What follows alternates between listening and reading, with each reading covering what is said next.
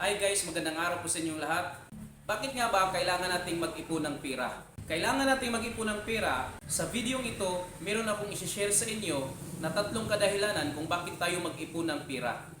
Pero kung ngayon pa lang tayo nagkita, ako nga pala si John Rizalud, ang dating OFW, dating Marino, at ngayon ay isa ng entrepreneur at isang content creator. Bilang isang panganay sa aming pamilya, naranasan ko kung gaano kahirap ang buhay. Wala akong idea sa financial literacy, lalong-lalo na sa pag-iipon ng pera. Pero dahil naranasan ko ang hirap ng buhay namin noon, pinagpilitan kong pag-aralan kung paano mag-ipon ng pera. Kaya meron akong si-share sa inyong experience ko kung bakit ako nag-ipon ng pera. Una sa rason kung bakit tayo mag-ipon ng pera ay para sa emergency. Lalong-lalo na kapag ikaw yung inaasahan sa buong pamilya. Kailangan magkaroon talaga tayo ng emergency fund para pagkalimbawang tayo ay magkasakit at tayo lang yung naghahanap buhay sa ating pamilya, meron tayong panggastos sa sarili natin. At hindi lang sa ating sarili, pati na yung ating buong pamilya. Pero karamihan sa atin, yung mga walang emergency fund, tayo pa yung malimit nagkakaroon ng emergency. Pero yung mga taong nag-iipon para sa emergency, nakaka-experience din sila ng emergency, pero hindi nila ito mararamdaman dahil sa meron silang pundo para sa panggastos doon kung ano man yung na-experience nilang emergency.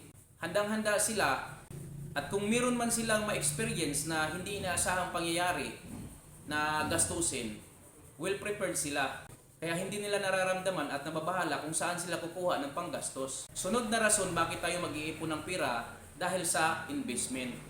Ang pinaka-importante na investment ay investing in yourself. Kailangan din pag nag-invest tayo sa sarili natin, kailangan yun ay productive. Kailangan marunong din tayo magpaikot ng pera. Yun ang pinakamahalaga na mag-invest tayo sa sarili natin na magiging productive siya. Dahil kahit meron kang 1,000,000 na cash ngayon sa bulsa mo at hindi ka marunong magpaikot ng pera, mauubos din yan at wala rin mangyayari. Sunod na rason kung bakit tayo mag-ipon ng pera dahil sa desire natin. Ano-ano ba yung mga desire natin sa buhay? Magkaroon ng bahay, magkaroon ng sasakyan, makapag-travel kung saan-saan.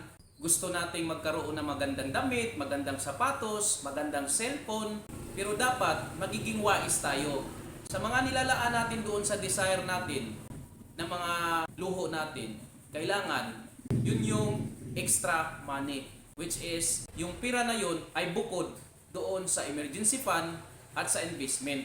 Pero kadalasan, ang nangyayari, inuuna yung desire bago mag-ipon para sa emergency at bago mag-invest. Kaya kung minsan, nakakalimutan na natin yung emergency fund at investment.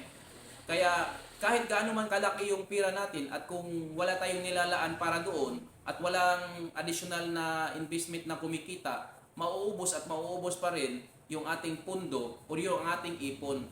Nauubos lahat doon sa ating mga luho na nagiging liabilities lang natin. Kaya guys, napakahalaga na matutunan natin yung financial education, lalong-lalo na sa mga kabataan ngayon dahil sa hindi talaga natin na-experience sa eskwelahan at hindi tinuturo sa eskwelahan. Kaya guys, kailangan talaga nating matutunan at malalaman paano maging financial literate. Kailangan nating magsikap at mag-self-study kung paano tayo maging financial literate.